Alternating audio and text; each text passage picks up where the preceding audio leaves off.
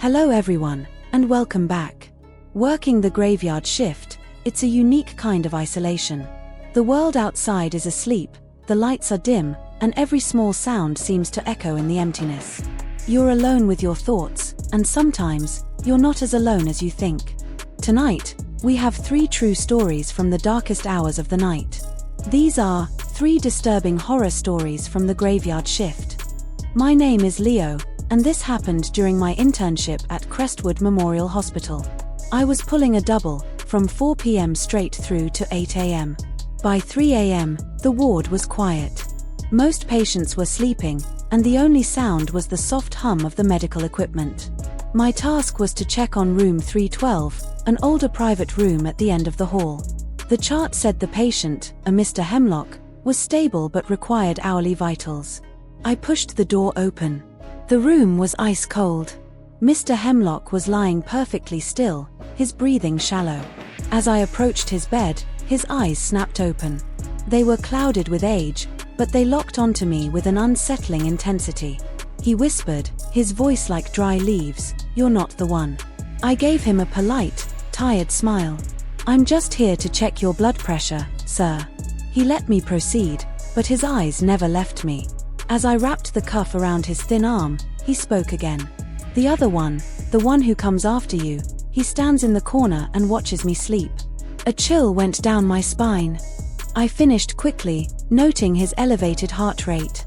"Try to get some rest, Mr. Hemlock." His hand shot out, gripping my wrist with a strength that defied his condition. His voice dropped to a desperate, rasping whisper. "Don't let him touch you. His fingers are so cold." I pulled my hand away, my heart hammering in my chest. I practically fled the room. For the next 2 hours, I avoided it. But at 5 a.m., I had no choice. I needed to do my final round. I took a deep breath and entered room 312. The bed was empty. The sheets were neatly folded. The medical equipment was gone.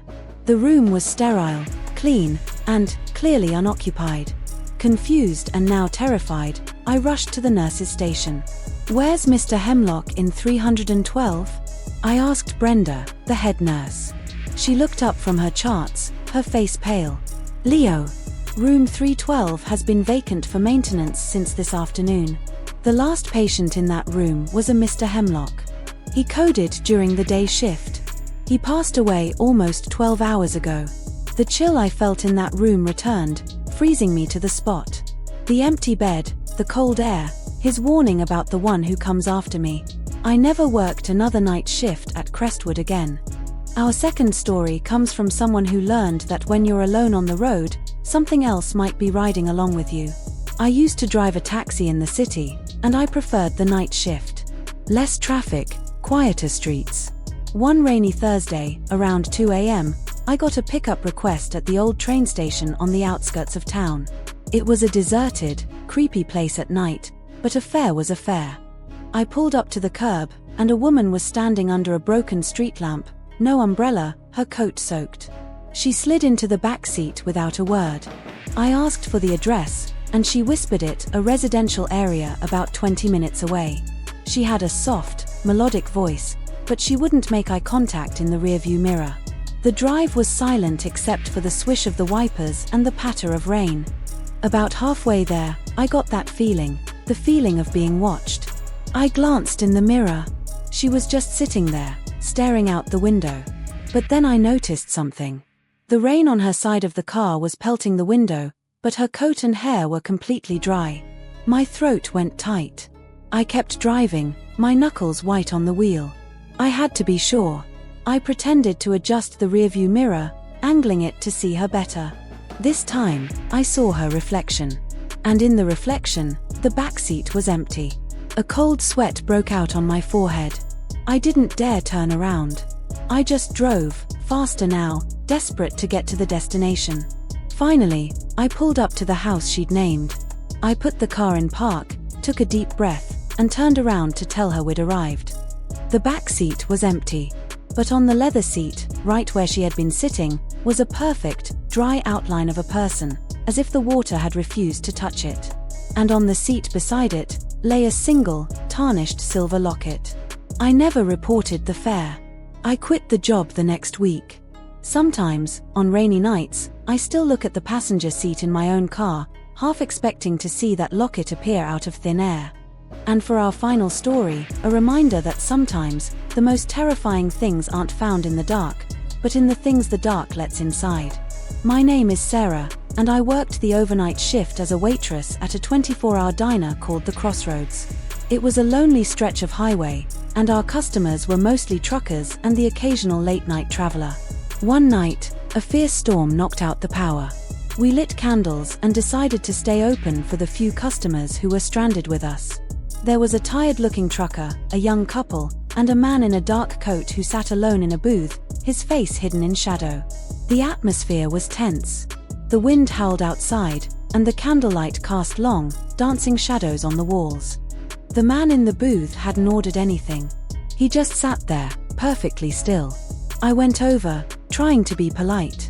"Can I get you anything? Coffee, maybe?" He didn't move for a moment. Then, he slowly tilted his head up. The candlelight illuminated his face, and I had to stop myself from gasping. His skin was waxy and pale, and his eyes were completely black, like polished stones. He smiled, but it didn't reach his eyes. "No, thank you," he said, his voice a low, monotone hum. "I'm just waiting for a friend." I backed away quickly, my heart pounding. I went to the kitchen to tell my manager, but when we came out, the man was gone. The trucker at the counter looked spooked. "Who was that guy?" "He just vanished," he said. We all felt a collective sense of dread. About 10 minutes later, the power flickered back on. The lights buzzed to life, blinding us for a second. And that's when we heard it. A slow, deliberate tapping coming from the large plate glass window at the front of the diner. We all turned. Standing outside in the pouring rain, staring directly in at us, was the man in the dark coat. He wasn't wet. The rain seemed to slide right off an invisible barrier around him. And he wasn't alone. Standing beside him were two more figures, just as pale, with the same dark, empty eyes. They were all just waiting, staring. We called the police, but by the time they arrived, the figures were gone. The officers found nothing. No footprints in the mud outside the window, no trace of them at all. I quit that night. I heard a few weeks later that the diner closed down. The new owner said that late at night, customers would sometimes report seeing pale faces staring in from the darkness, just beyond the edge of the parking lot lights. Waiting. The graveyard shift shows us a different side of the world, a quieter, more shadowy version where not everything follows the rules of the day. Be careful who you work with, and be even more careful of who, or what, you might be working for.